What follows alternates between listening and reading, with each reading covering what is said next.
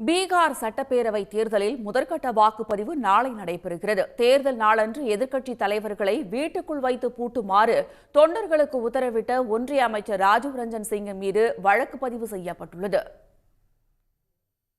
243 தொகுதிகளை கொண்ட பீகார் சட்டப்பேரவைக்கு நாளையும் வரும் 11ஆம் தேதியும் 2 கட்டங்களாக தேர்தல் நடைபெறுகிறது. முதற்கட்டமாக 18 மாவட்டங்களில் 121 தொகுதிகளுக்கு நடைபெறும் தேர்தலில் 45,341 வாக்குச்சாவடிகளில் 3,75,00,000 வாக்காளர்கள் வாக்களிக்க உள்ளனர். இதில் தேசிய ஜனநாயக கூட்டணி, மகா கூட்டணி மற்றும் பிற கட்சிகள் சார்பில் 1,314 வேட்பாளர்கள் களம் காண்கின்றனர். துணை முதலமைச்சர்கள் சாம்ராஜ் சௌத்ரி, விஜய்குமார் சின்ஹா, ராஷ்டிரிய ஜனதாதளம் கட்சித் தலைவரும் மகா கூட்டணியின் முதலமைச்சர் வேட்பாளருமான தேஜஸ்வி யாதவ் ஆகியோர் முதற்கட்ட தேர்தலில் போட்டியிடுகின்றனர். போஜ்புரி நடிகர் கேசரிலால் யாதவ் ராஷ்டிரிய ஜனதாதளம் சார்பில் சாப்ரா தொகுதியிலும், நாட்டுப்புற பாடகி மைதிலி தாக்கூர் பாஜக சார்பில் அலிநகர் தொகுதியிலும் போட்டியிடுகின்றனர். முதற்கட்ட தேர்தலையொட்டி கடந்த ஒரு மாதமாக நடைபெற்று வந்த அனல் பறந்த பரப்புரை நேற்று மாலையுடன் ஓய்ந்தது. தேசிய ஜனநாயக கூட்டணி 160 இடங்களுக்கு மேல் வெற்றி பெறும் என்று தனியார் தொலைக்காட்சிக்கு அளித்த பேட்டியில் உள்துறை அமைச்சர் அமித்ஷா நம்பிக்கை தெரிவித்தார்.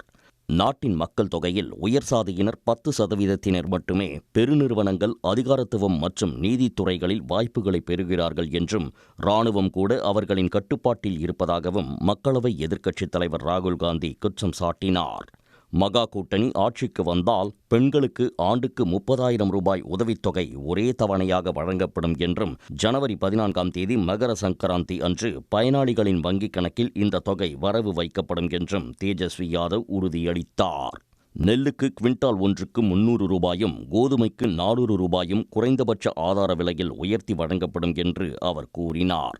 இதனிடையே மொகாமா தொகுதியில் பிரச்சாரம் செய்த ஒன்றிய அமைச்சர் ராஜீவ் ரஞ்சன் சிங் என்ற லாலன் சிங் தேர்தல் தினத்தன்று எதிர்க்கட்சித் தலைவர்களை வீட்டிற்குள் வைத்து பூட்டுமாறு ஐக்கிய ஜனதாதளம் கட்சியினருக்கு உத்தரவிட்டார். அவரது பேச்சு சர்ச்சையானதை அடுத்து தேர்தல் நடத்தை விதிகளை மீறியதாக கூறி ராஜீவ் ரஞ்சன் சிங் மீது தேர்தல் ஆணையம் வழக்கு பதிவு செய்துள்ளது.